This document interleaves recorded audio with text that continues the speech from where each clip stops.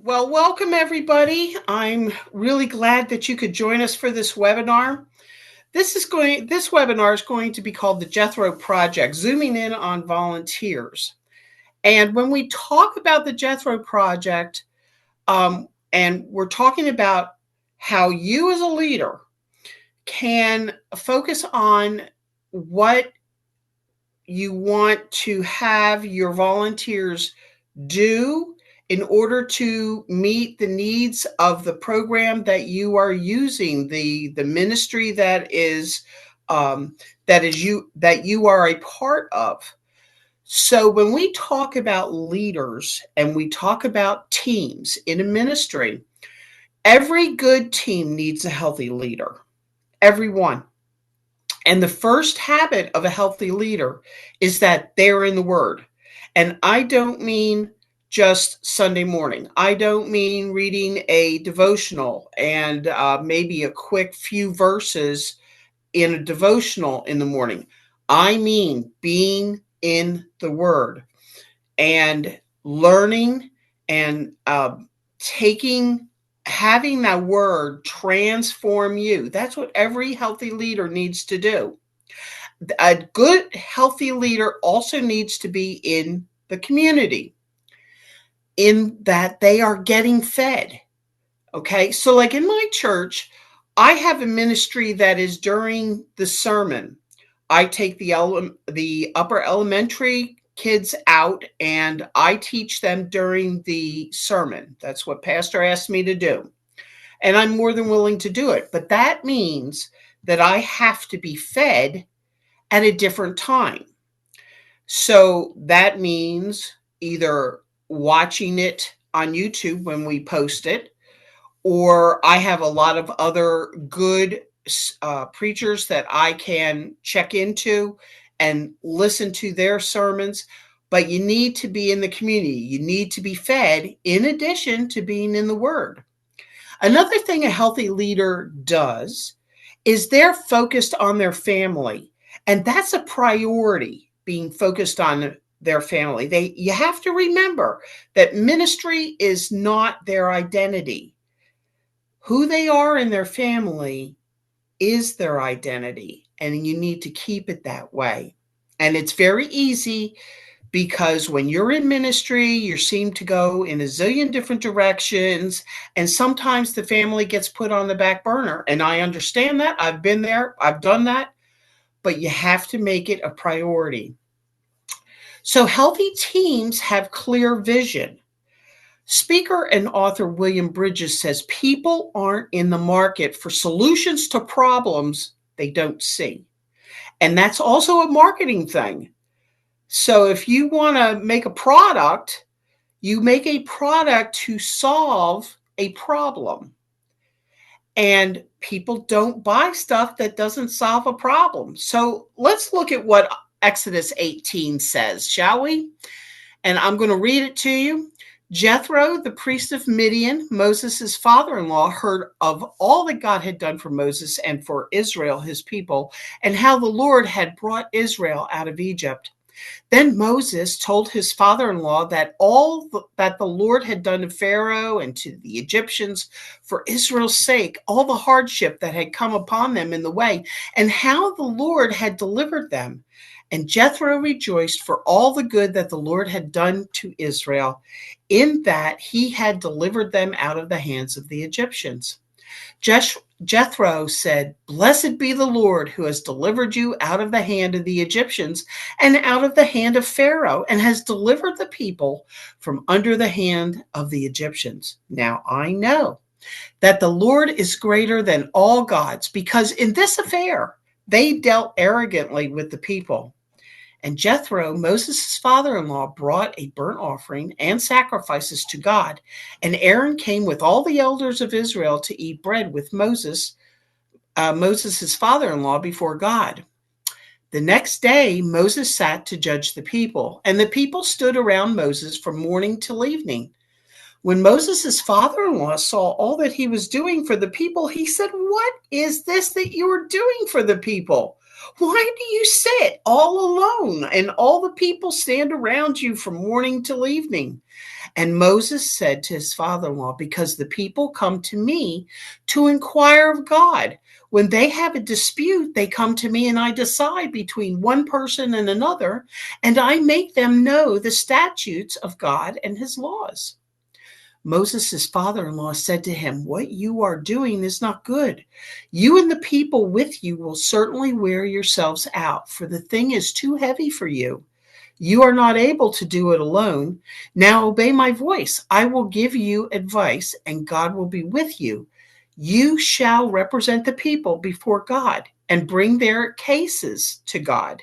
And you shall warn them about the statutes and the laws and make them know the way in which they must walk and what they must do. Moreover, look for able-bodied men from all the people, men who fear God, who are trustworthy and hate a bribe, and place such men over the people as chief of thousands, of hundreds, of fifties, and of tens. And let them judge the people at all times. Every great matter they shall bring to you, but any small matter they shall decide themselves. So it will be easier for you, and they will bear the burden with you. If you do this, God will direct you, and you will be able to endure, and all this people also will go to their place in peace. So Moses listened to the voice of his father-in-law and did all that he had said. Moses chose able men out of all Israel and made them heads over the people, chief of thousands, of hundreds, of fifties, and of tens. And they judged the people at all times. Any hard case they brought to Moses, but any small matter they decided themselves. So let's recap. Moses had a problem. There were people standing around to inquire of God to have a dispute solved. Or inquire of God, either one. Jethro saw this as a problem. He knew that having this type of system where he would answer each and every person's problem would wear him out. But Jethro had a solution to this problem. Jethro told Moses to represent the people before God and warn them about the statutes and laws and make them know the way in which they must walk and what they must do. But he told Moses to look for able men from all the people who had the following qualifications. They had to fear God, they had to be trustworthy, and hate bribes. And after Moses found these men, he was to set them over the people as chief of thousands, of hundreds, of fifties, and tens. And they were to judge the people all the time. The only exception to this was issues of weighty matters. These were to be taken to Moses. For the small problems, they were to solve themselves. By doing this, the burden upon Moses would be easier because they were to help bear the weight. Jethro also explained that God would direct him in this, and he would be able to endure, and the people would go to their own place in peace. Now, as I was doing research for this webinar, I found that the church body in the 1800s also took Jethro's advice. However, around the 1960s, churches started to change their structure and only have a pastor in the lead. There was no elders, there were no deacons, there was no support underneath the pastor. And the pastor kind of looked like doing Moses' job, where he had people waiting on him all the time. And what happened is this resulted in pastors being burnt out very quickly. Nowadays, most churches will have this form of structure where there is a lead elder and there are elders that support him, and there are deacons that support the elders. And this does the exact same thing that Jethro told Moses. They're going to help you bear the burden. So what things do you want? What things do your volunteers need to do? Everything. Because you can't do it all. Everyone volunteers to do things. We all choose things that we enjoy. I have never met anybody who volunteers for something that they hate. If they did, it would be for a short time and absolutely nobody is around to do it. But most times when you volunteer, you're volunteering for something that you like. So why do we need volunteers? So the first one is we need volunteers for delegation because you can't do it all. Now in my church, we have about 19, 20 on a Sunday morning.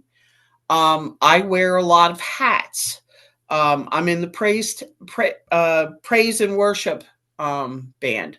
I run the food shelf. I teach 3 Bible classes, and the list goes on and on. But I have a support underneath me. But if I try to do them all at the same time, it doesn't work very well. And it's the same way with VBS. It's the same thing with your Bible classes. You can't do it all. So there are different areas. Make it fun for your volunteers. Give perspective why they're doing this. Make it a short time to serve a particular job. If it's a very time consuming or activity consuming, make it a short time period. Make sure you have fruit bearers. Galatians 5 tells us about fruit of the Spirit. Make sure that the people that you put in these positions are fruit bearers. So the second thing that your volunteers need to do, they need to have quality. Teamwork and synergy. So synergy, for those of you who are learning a new word today, is the interaction or cooperation of 2 or more organizations or to produce a combined effort greater than the sum of their separate effects. And you do that for greater creativity and output. If you try to do it all yourself, it doesn't work. But then people say, well, how about if we do this? And how about if we do this? And it makes the teamwork better and it gives more energy to what you're doing. Next thing is relationships, because we want to reach as many people as possible. And you can only reach more people if you have more people working at that project.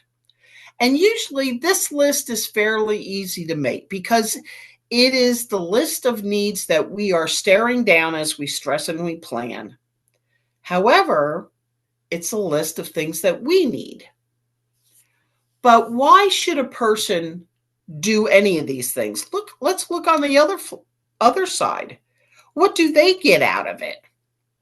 Well, the first thing they get out of it is relationships, because they will serve alongside other believers and build community. As a leader, don't underestimate the value of a relationship with you, because people learn from you. Proverbs tells us that iron sharpens iron. It's the same in a relationship. When you're working with others and they're working with you, you challenge them, you spur them on to further their Christian walk. Another thing is fulfillment. They get fulfillment because they're able to use their God-given gifts for Him. Another reason is training. They will be given training and experience in leading. So you're not just throwing them in the deep end and saying, swim. You're showing them how it's done, and you're working along with them to support them. Another reason, well, swag. For those that only volunteer to get a t-shirt, if you're one of those churches that gives out t-shirts, maybe they're just in it for the shirt. Now, if you don't have gifts, you don't have the budget for gifts, make sure that you give lots and lots of appreciation. Let's move on to vision. How do you package and share a clear and compelling vision with people? You want them to have a good understanding of what we want and what role they can play. The first thing, you need to give examples of having people imagine a scenario. That's the first part. But you also need to change your language from negative to positive. So as you're imagining this scenario, don't use negative language, because people want to be part of something that is making a difference, not jumping on a sinking ship. So change and emphasize the team over yourself. Second of all, you want to make sure that you couch your vision with something good. Why are we doing this? Well, this is what we this is what we want to see happen at the end of this ministry, at the end of this project. Make sure you couch it with something good. What's going to happen at the end? Recruit from a positive standpoint.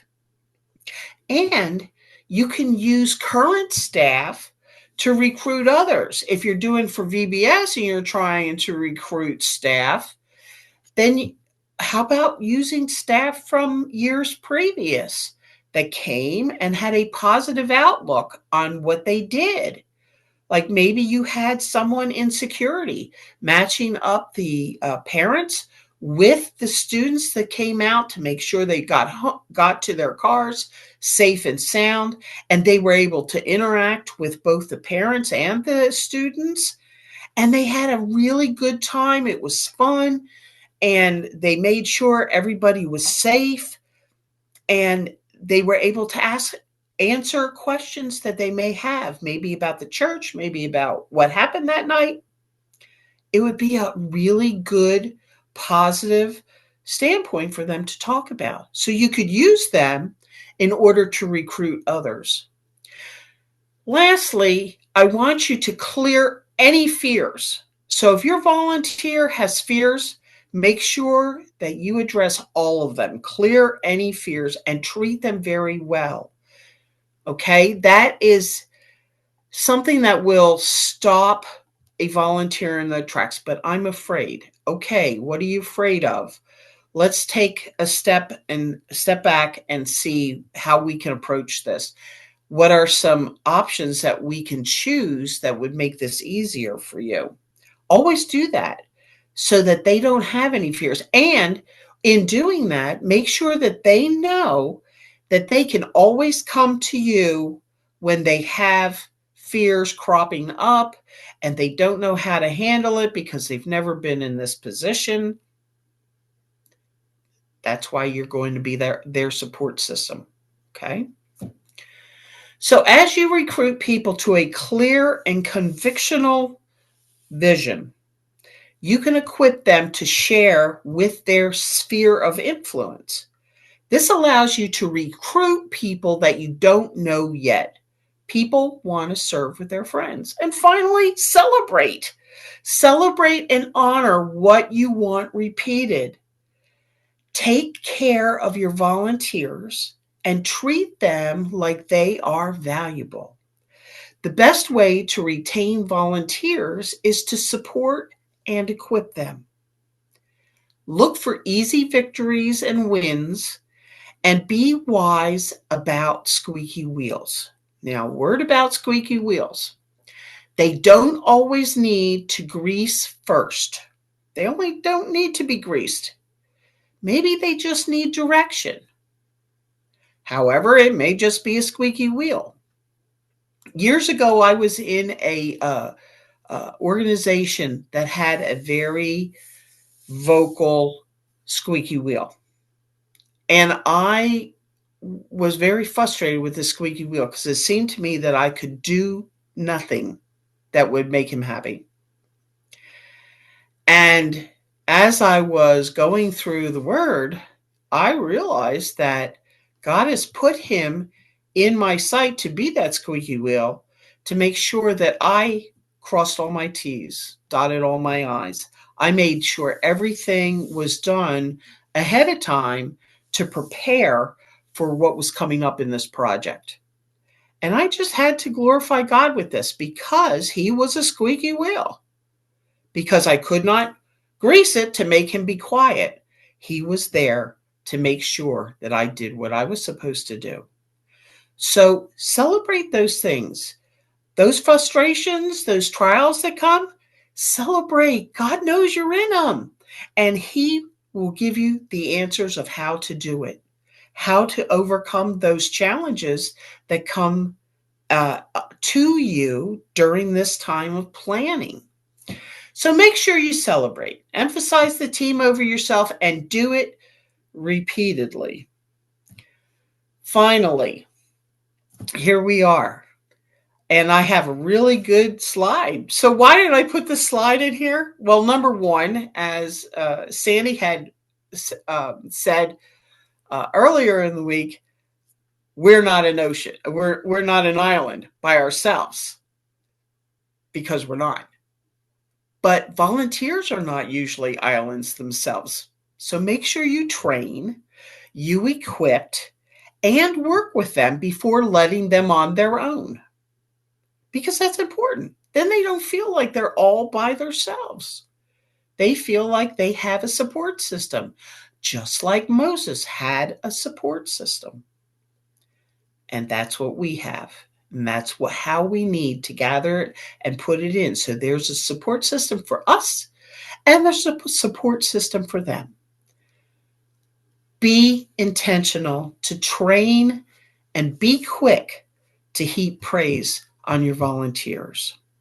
Well, I hope this helped you in getting your team together for VBS this year.